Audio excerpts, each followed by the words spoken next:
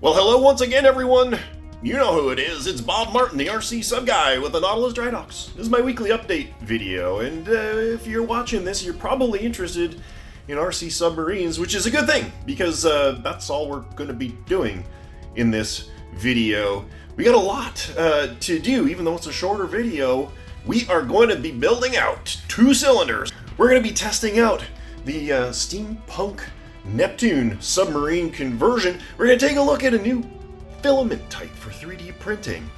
We're going to take a quick look at my new future RC submarine project. And last of all, we're going to be talking about my grand idea for an $80 submarine challenge. Before I forget, check out the channel, because I just uploaded another fast attack talking about adding a lighting output to your watertight cylinder. Don't miss that. Make sure you subscribe. You get to see all my videos just delivered right to your inbox. So with all that being the case, we've got a lot to do. We had better get started.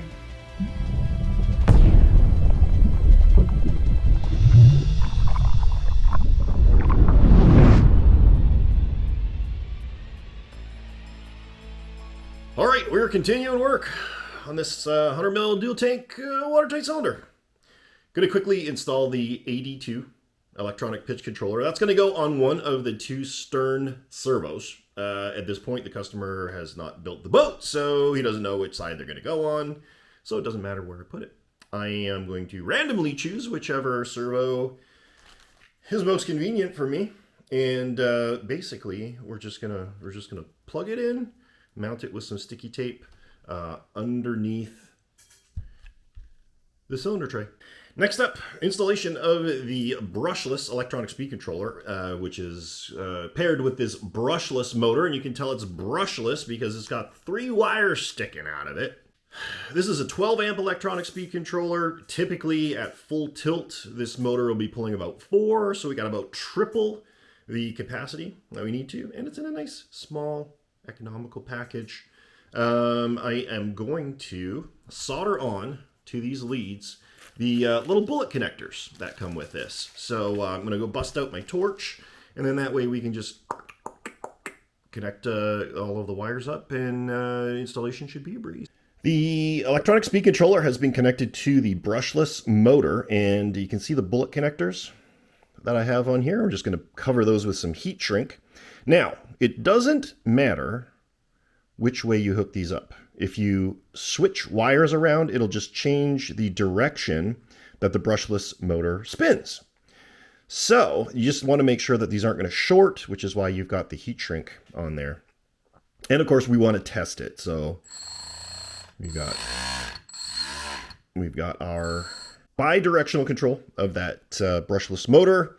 And now we can go about heating this up, making that a quasi-permanent connection, because that'll also, because it's adhesive heat shrink, it'll hold those together so they don't come apart. And then we're just going to find a convenient spot to put it, and it looks like there's a nice open area right behind the servo there, so we're just going to go ahead and do that. Moving on to installation of the electronic speed controller for the ballast pump, we got our brushed electronic speed controller, 2 wires.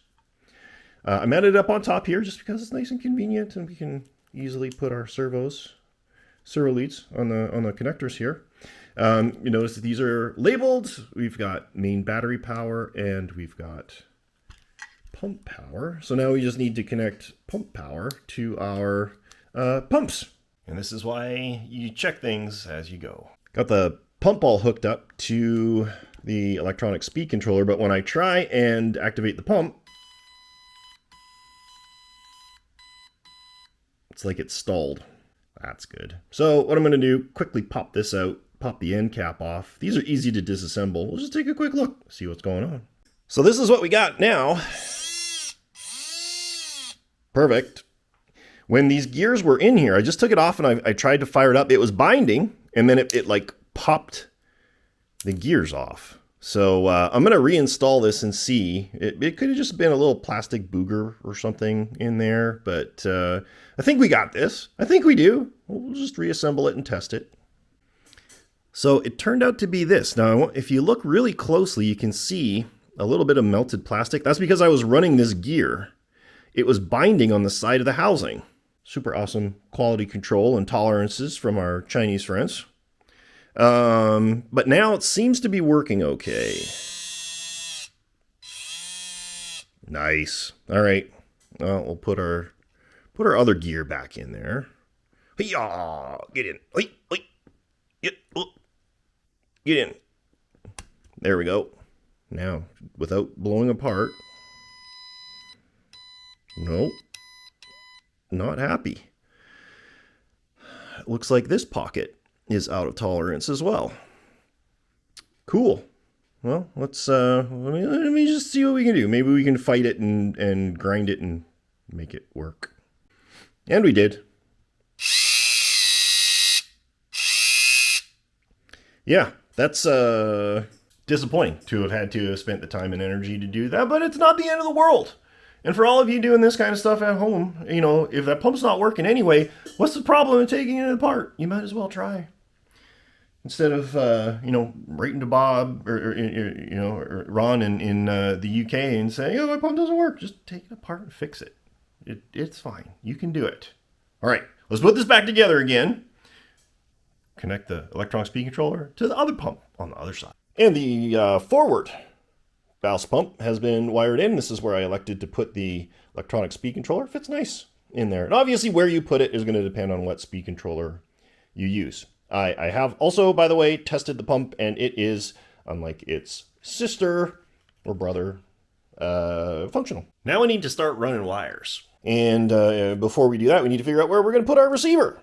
Now, if we take a look at the stuff, we've got 2 servos, 2 motors, 4 units for servo connections, 2 servos and a pump, 3 servo connections. So just because I'm lazy, we're going to put the receiver on this side. It doesn't matter. It could go on either side. Or with these new radios, you could put a receiver on each side and connect them together, which to a certain degree would be less work. But we're just going to use one. It's fine. And I think we're just going to put it right here. Just like this. What we need to do here is secure this with some tape. Connect these servo connections to the receiver. But on this side, these servo connections are going to need to run through these pins. And so we're going to get to that in a moment. The other thing that we need to do here right now, that I think about it, that I didn't do, is quickly tack a capacitor across the 2 terminals here to help eliminate RF noise when the pump is in operation, which is important because the receiver is in close proximity to it. So we're going to grab a 0.1 millifarad capacitor, run it across the terminals on both pumps, and then we'll be in much better position. And this is the mounted receiver, just 2-sided tape on the bottom. I mounted the antennas, one on the top, with a little bit of tape. I'm just going to hold it so it doesn't get in our way. And then I tuck the other one in underneath. It won't go perfectly straight. You have to curve it. So it just tucked in.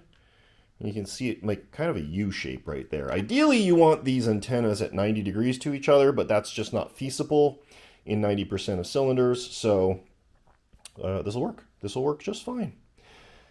The other thing I've done is I grabbed one of these 2-in, 4-out power blocks. You get these on Amazon. You can get like 10 of them for, a nickel.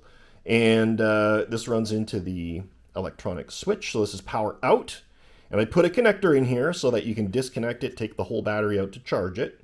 If you didn't want to put a connector in here, you could literally just run these wires directly in here. And every time you charge the battery, just pull it out.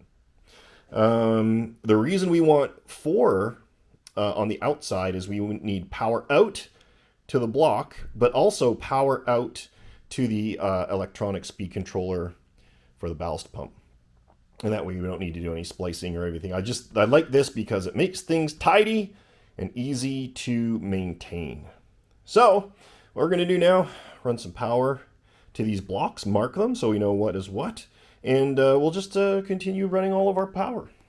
All right, boys and girls, it is Wednesday, I think. Yes, it's Wednesday today. We're going to continue work on this watertight cylinder, trying to get this thing knocked out. Boy, this sucks. All this like other little stuff. Haven't been able to get this in the water or this in the water. And we got another issue. You guys remember that super awesome Seawolf that I converted over to wireless control the other day? It ended up getting shipped to the customer and something caught fire inside. It burned up some cabling and fried the receiver. So that's awesome. What we need to do is diagnose this, make sure that everything is fully functional. And, oh, it looks like he sheared off the pin in his super awesome packing job.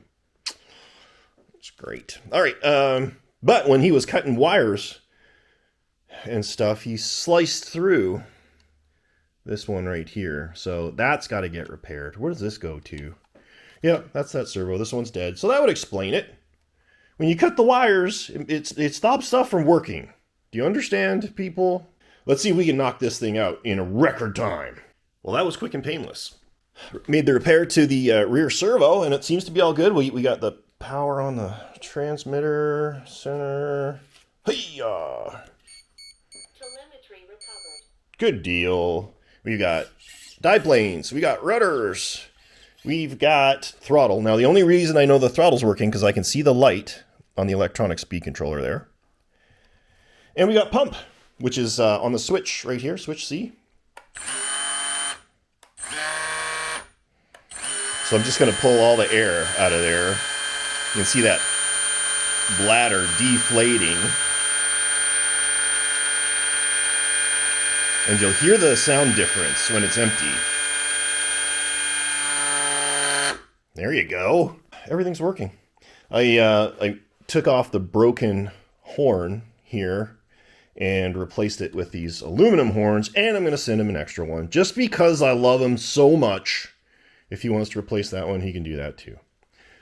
I'm going to package this back up a hell of a lot better than it was when I got it, and get this back off to him immediately, pronto-like. Whew. So I've been in the shop for an hour and 40 minutes already, and all I've managed to accomplish so far is testing that Seawolf, getting it done, boxing it up, boxing up a whole bunch of other stuff. Nothing fun. Nothing productive. Nothing that's going to make me any money. But I got something that's bringing a big smile to my face. I posted this on social media because I'm pretty stoked about this. It was under my radar for the longest time. This is the SubNautica Cyclops. It's a submarine that your player or your character plays in the game. It drives around in the game, and it's super cool. It is very, very streamlined, and I think if we get creative in the back here, we could mount an external brushless motor, or potentially a jet drive in the back that would give us vertical swivel for depth control, and then we'll put a rudder in the back, and that'll be yaw control. Or we could get really creative and swivel the nozzle in the back. I don't know, but it's so cool. I got this printed from my vendor overseas, and solid resin, and just, God, look at the finish on that thing. So cool. Now, like many of my other projects, all of my other projects, this is just going to go upstairs and it's going to sit for probably about 15 years until I get to it, because of all the customer builds I've got to do. But coming up here, I may have a window, and eventually we're going to reach out to you guys, and you're going to choose which of my personal projects I'm going to work on in conjunction with customer builds. So stay tuned, keep watching, subscribe, so you can keep in touch and dictate what the RCSubGuy's personal RC submarine project is going to be. All right, let's get back to this cylinder. Main power from the distribution block, so it's going to come in from the switch into the block, flow out into this distribution block, which will go to that distribution block, which will go to all of the fun stuff on the back side. Now, we need to look after our servos, which we're probably going to put on the bottom here. Here is the wiring for this forward section. Start with the electronic speed controller. We've got main power running down through a little hole and into the power block. So now our power distribution is all done. Main power will come in, or sorry, out through there. So in and then through to the electronic speed controller. You'll notice I cut the red wire for this electronic speed controller because this has a built-in BEC, a 2 amp BEC. Don't need it because we got power on the other side, so we just trimmed that wire, ran it through. Now, the two servos and the electronic speed controller, they can all share the same positive and negative. So you can see I've got both positive leads for the servos connected there, and then all three grounds are right next to it, right there. So now we know that this is 5 volt on the bottom here, 5 volt positive and negative, and this is 12 volt positive and negative over there.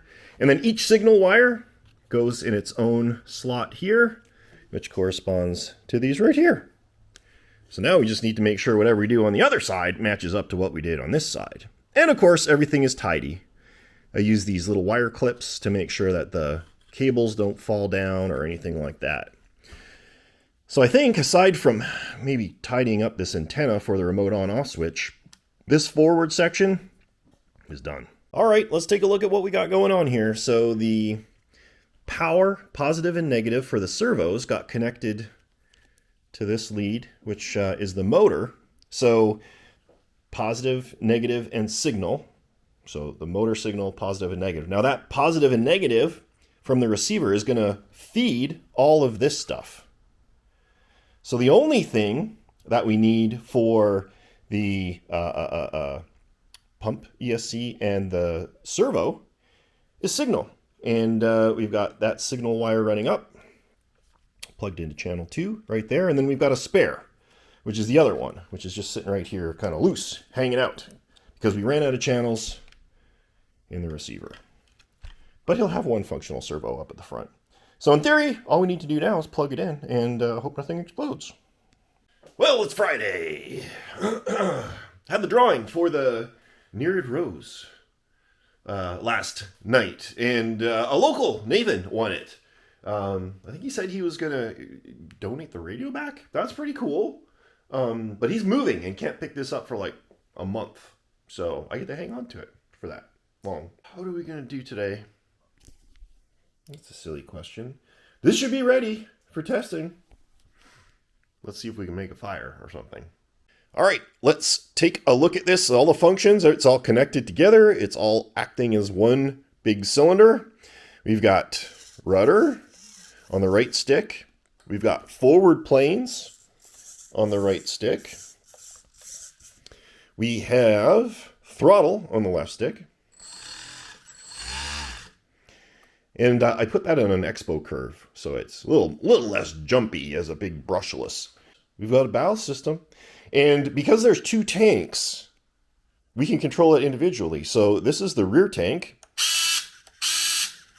This is the forward tank. Or if you don't want to be bothered, this switch controls them both. So that's pretty cool.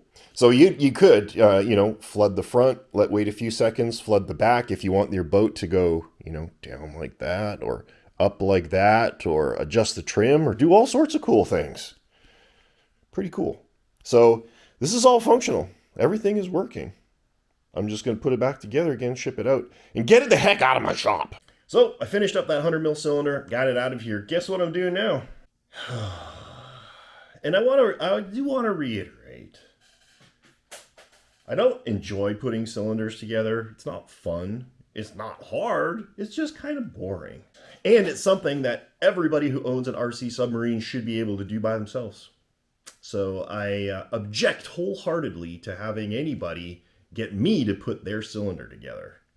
Wholeheartedly. Having said that, I quoted an insane price to put it together, and if somebody wants to pay me insane money, who am I to argue? This is going to go a lot faster. This is an 80 mil R&R single tank dual shaft watertight cylinder. We're going to knock this thing together in record time. Before I delve into this, I want you to see what happens when you improperly package a watertight cylinder for transport. This is the front end cap. The leads need a little bit of Viagra, and the shafts are all kind of bent up. There is no cap on the end. Typically when these are shipped, you have one of these, which was on the back side, but there was none on the front side. Fortunately, easy fix. You just got to do a little bendy bend, get these all cleaned up. It'll be fine. It'll be fine. Let's tear into this thing. Well, that was a productive, if somewhat boring, shop session. Entire rear section should be, in theory, wired. We got pitch control, our receiver, 2 antennas, pumps and speed controllers, and everything's all wired up and ready to go. Typically, I would mount the receiver in here, but because there were so many elements in the back, 2 motors, pump, and 2 servos, I didn't want to run 5 servo cables through the center, which is a pain. It's a pain in the patella. In theory, all I got to do is put the remote switch in, and it'll be ready to test. This is going to Spain, by the way. It's going to Vicente. All right, you guys. It happened. I made it out after work. It's beautiful outside. It's like 75 degrees and sunny. My poor pool. All the pine needles and leaves from all around. This pool looked like soup this morning. Stew. Not soup. Stew. My pool guy came and did the best he could, but it's a little hazy, so I don't think we're going to get any underwater footage. But we'll tool this around. I'm going to put the Steampunk Neptune in there. Going to put it in the mini test facility. Let's see where it floats. Well, I popped the sail off, and I'm like, man, what if I just move the sail forward? What would that do? And this is what it did. Better. Much better. I think if we tuck just a little bit of foam in here, will get us level. And then we can throw it in the big pool. This is kind of friction fit right now. I don't think it's going to come off. If so, I'm going to be going in an exceptionally cold pool to get it. But let's jam some foam underneath the deck and see what we can make happen. All right, I did a little extra trimifying, add a little bit of weight in the bow. Now I'm going to try and drive it. You can see just that cannon is sticking out now. Let me see if I can run this thing one-handed. Straight down. Look at that. Under the water.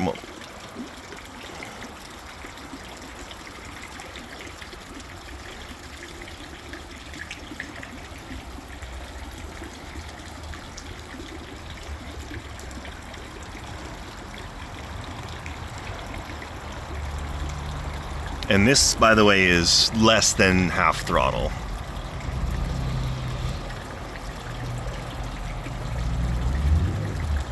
That's pretty cool.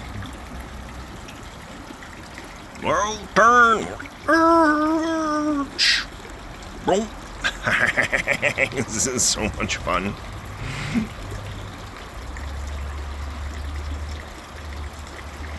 Turn around. Wow, that thing turns. Look at that.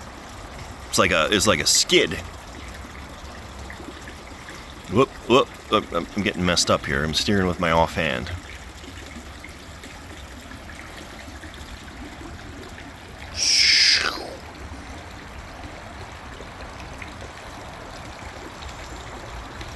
Love it. Love it. All right. Wait, stop. And just like that, it's Saturday. Got to work out here in a bit. But managed to get the cylinder done. Get this off the bench too. So we got our remote switch with a little power block in here to make things nice and easy for maintenance. I'm really happy with the organization of this, I gotta say. And the radio's been programmed. So let's, for the sake of the new owner, review what everything does. We've got rudder. We got 4 dive planes. We have our throttle. And throttle. So the throttles are also on these switches if you wanted individual control. Left and right.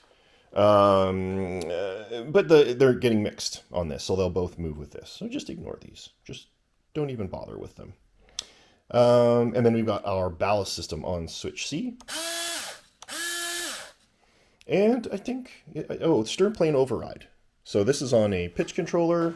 You can see it move, and we can override with a slider on the side. For the most part, that just stays, normal. The other thing I did, which I've gone into before, I put the volume on this knob. So yeah, now if it gets too loud, you can just adjust the volume. There. Let me get this thing boxed up and get it the heck out of here. Got reached out to by my buddy up in New York. He's the guy that had the big 83-inch Nautilus and the Virginia. Now he wants Ohio. I wanted to try something new. Typically, I would print in ABS with glass reinforcement. Bamboo came out with this filament called ASA carbon filled. So it's ASA plastic, which is good, and it's filled with carbon fiber. This is what it ended up looking like. Let me see if we can get it into some light. So I'd say the finish is very similar to ABS, but I'm gonna say this is probably more rigid. This is like incredibly tough. Holy cow. It printed beautifully. So I think this is gonna work. I'm gonna send some pictures. Actually, you know what? I'm not. Frank, you can watch this video yourself. Make your own decision about how this looks. Got a slightly, granular finish, just like the ABS. But I think for the rigidity, it's even better. These, by the way, are some parts for the same gentleman that's got the Steam Neptune over there. This is gonna be a little bolt-on for another Neptune that he wants to look like Alvin. You know Alvin. So, that's pretty cool. Something else we got going on here at the shop. And that's going to do it. That's everything I managed to accomplish this week. A little frustrating in terms of these cylinders taking up 4 or 5 hours this week, which is a huge portion. I'm not doing it anymore. Next week, the Red October is going to be the only thing on my bench. I need to get this thing finished up out of here so we can go on to version 2 of it. I will, however, be dropping the LA into the pond to get set up. Thinking of that contest that I had mentioned on Facebook and on my forums, the $80 sub challenge. I'm thinking I might donate to the winner this brand new, fully tested and trimmed Los Angeles submarine. We'll see. We'll see how it works out. I'm going to hit up some other vendors too and see if we can get some awesome prizes. So I'm going to put the link in the description down here. Go check it out on my forums. It's my idea for the $80 RC submarine. Open to anybody. School classrooms, universities, high schools, whatever. Come up with some cool ideas. Let's see if we can make this happen. Hope you guys enjoyed this week's video. Next week, we should see some Red October stuff, even though it's going to be November. So you guys have a great rest of your day, and as always, we'll catch you next time.